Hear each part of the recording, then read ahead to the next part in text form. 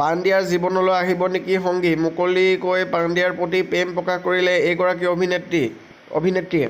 পাণ্ডিয়াৰ সৈতে প্ৰথমে সাঙুৰ খাইছিল বলিউডৰ অভিনেত্ৰী অনন্যা পাণ্ডেৰ নাম। অনন্ত আম্বানী আৰু ৰাধিকা মাৰ্চেণ্টাৰ বিয়াৰ সময়ত অনন্যা পাণ্ডে আৰু পাণ্ডিয়াক একেলগে দেখা গৈছিল আৰু ইয়াৰ পিছত দুয়োগৰাকীৰ মাজত সম্ভাৱ্য সম্পৰ্কক লৈ মুখাৰোচক চৰ্চা আৰম্ভ হৈছিল।